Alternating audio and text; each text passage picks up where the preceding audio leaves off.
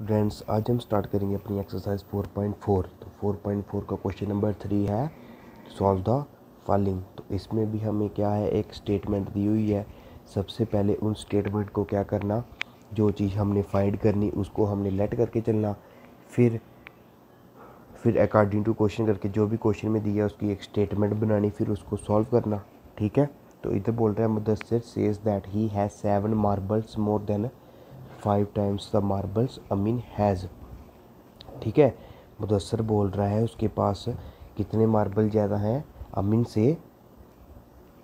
से 5 टाइम्स उसके मार्बल ज़्यादा हैं, और उसमें भी हम 7 प्लस कर देंगे। मतलब अगर मार्बल अमीन के पास एक्स मान लिए हमने, तो मुदस्सिर के पास कितने हुए, एक तो उसके 5 टाइम्स यानी 5x, और उसमें भी हम 7 को प्लस कर देंगे, इतने उसके पास मुदस्सिर के पास ज़्यादा मार्बल्स हैं अमीन से।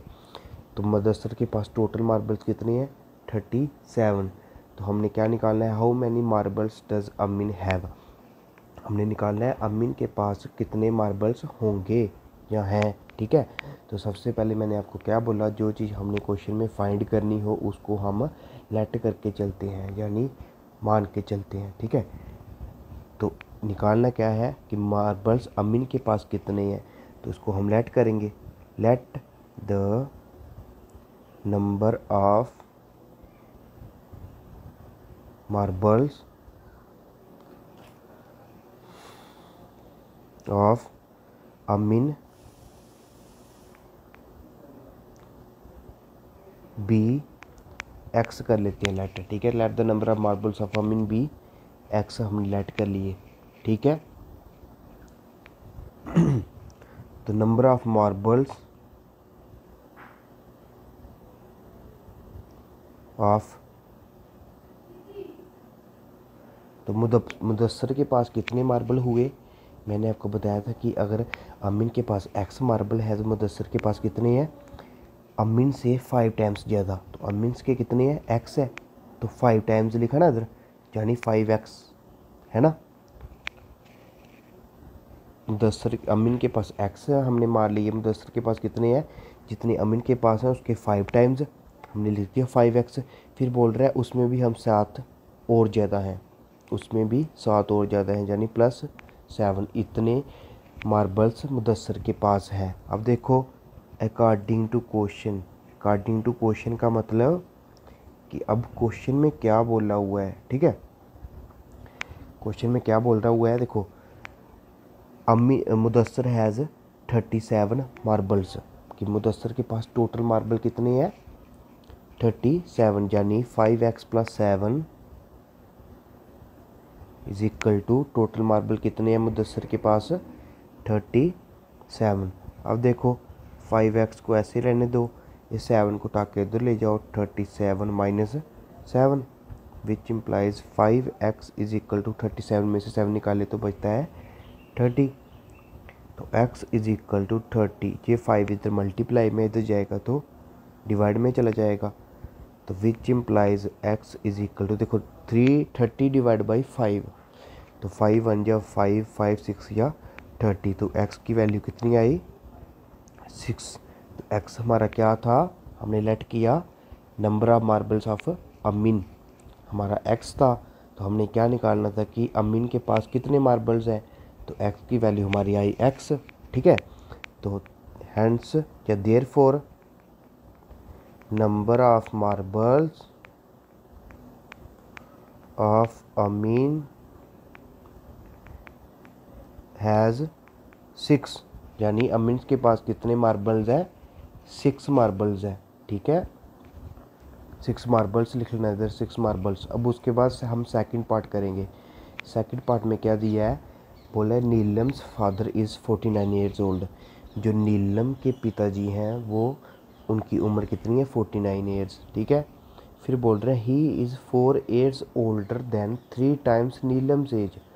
बोल रहे हैं फिर वो जो नीलम उनका बेटा है, ठीक है, उससे वो कितने बड़े हैं, उसकी एज से 3 टाइम्स ज़्यादा, और भी उसमें भी 4 ईयर्स और ज़्यादा, यानी ओल्डर। ठीक है। यानी अगर नीलम की एज हम लेट कर लेते हैं x, है ना, तो नीलम के पापा की एज कितनी हो जाएगी, उससे 3 टाइम्स ज़्यादा यानी 3x, फिर उसमें भी 4 8 ज़्यादा, 3x प्लस 4। तो फिर आगे हमने क्या निकालना है, व्हाट इज़ नीलम से। तो मैंने आपको बताया कि जो भी चीज़ हमने फाइंड करनी हो क्वेश्चन में उसको हम लेट करके चलते हैं। तो इधर क्या फाइंड करना है, व्हाट इज़ नीलम्स एज, कि नीलम की एज कितनी होगी। तो let the Neelam's age be x years, हमने लेट कर ली, ठीक है। अब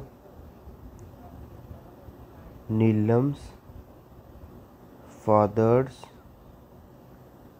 एज, तो नीलम के पापा की एज कितनी होगी, अगर नीलम की x है तो इधर क्या लिखा था, 3 टाइम्स नीलम्स एज, उससे 3 गुना ज़्यादा यानी 3 टाइम्स ज़्यादा। तो नीलम की कितनी है, x है, तो 3 टाइम्स मतलब 3x। फिर बोल रहा है उसमें भी 4 ईयर्स ज़्यादा यानी +4 एज है। तो हमेशा एज को किस में लिखते हैं, एज में लिखते हैं, साल में, ठीक है। उसके बाद according to question, according to question का मतलब कि हमें क्वेश्चन में क्या बोला हुआ है आगे, ठीक है। बोल रहा है जितनी भी कितनी एज है नीलम के पापा की, 3x plus 4 is equal to, उनकी एज असल में कितनी है, 49 ईयर्स ओल्ड। तो 49 इज इक्वल टू के पार आएगा, ठीक है। अब उसके बाद 3x को ऐसे लिखेंगे, 4 को उधर ले जाएंगे, तो 49 माइनस 4, तो which imply 3x is equal to 49 में से 4 माइनस किए तो बचता है 45। तो which imply 3x is equal to 45 divide by 45 divide by, अब 45 ऐसे लिखना है, ठीक है। अब 3 इधर लिखा है, 3x इक्वल टू 45 है, तो x is equal to 45 divide by 3। अब 3 इधर मल्टीप्लाई में है तो इधर आके डिवाइड में हो जाएगा।